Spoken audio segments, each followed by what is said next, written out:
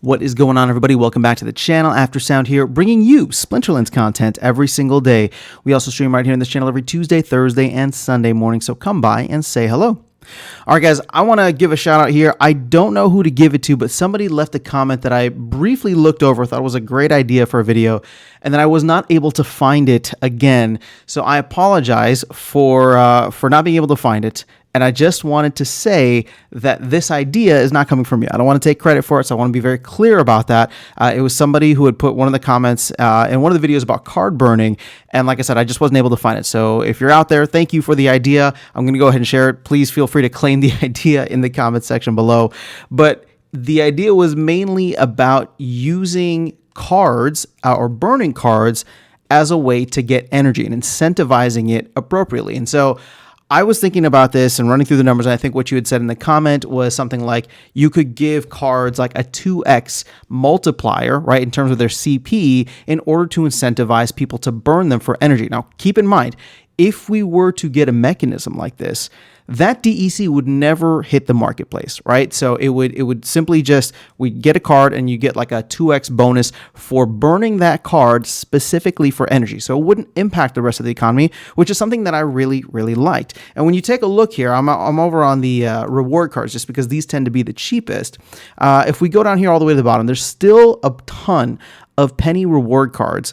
And if you give these, for example, a 2x multiplier, it still kind of doesn't make sense. And I'm going to use gold just because that's where I'm at right now as the framework, but I think this should work across everything, right? So in gold, it costs 50 DEC, which I peg is about 5 cents. So in order to get 50, CP worth, which would be the equivalent of DEC, even if you were to give it a 2x multiplier, right, that would be 10 times 5 cards that you would need would be roughly 5 cents. So it would be the equivalent. Although it would be kind of interesting because, I mean, we already have an artificial floor price, or it would set an artificial floor price for cards then on the market at, or common cards, I should say, at 1 penny.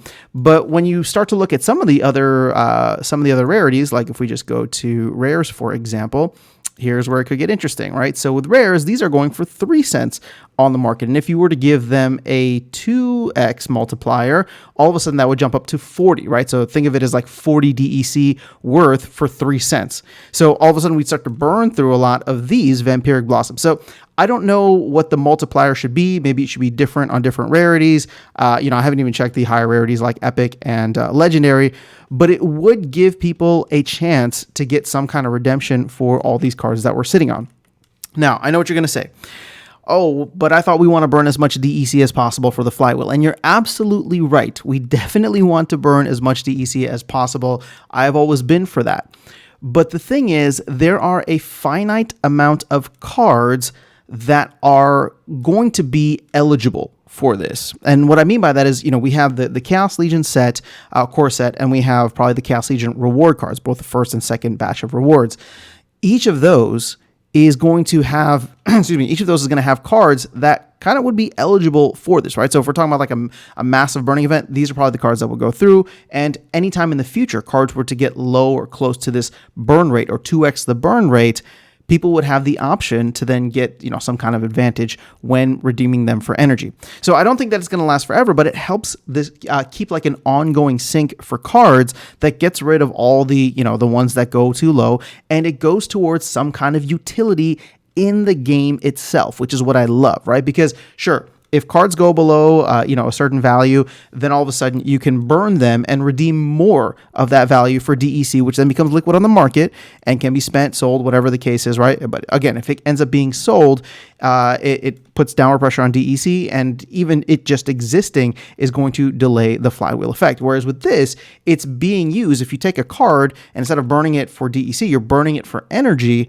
you get some kind of advantage, or not advantage, but you get some kind of utility in game. So it's only players that would really use this. And sure, would bots potentially take advantage of this, especially if there's an energy arbitrage? They would, but they'd be taking advantage of that anyway with DEC, right? Plus, at the end of the day, they'd be cleaning up all the old cards and burning a ton of cards in the process.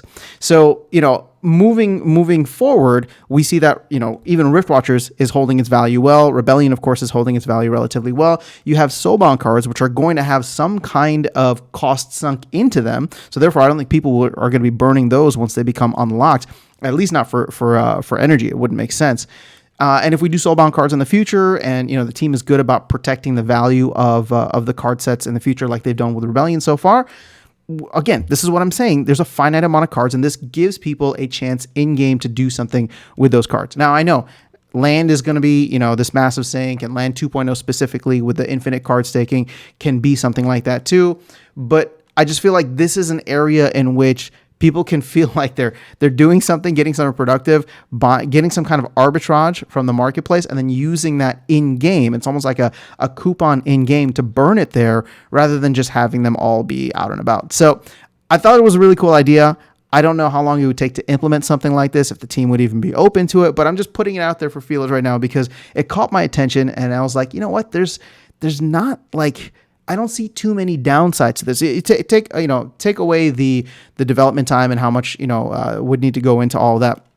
But if this were implemented, it would create this ongoing sink that would kind of set a floor price for cards. And every time they go low, it's just boom, they get wiped off the map, and they don't add any baggage to the ecosystem. But let me know if I'm not thinking about this the right way, if I haven't, if I'm missing something, or there's a plot hole in my theory here. That is all I have for you guys in this video. I'll catch you all in the next one, and see you around the game. Take care.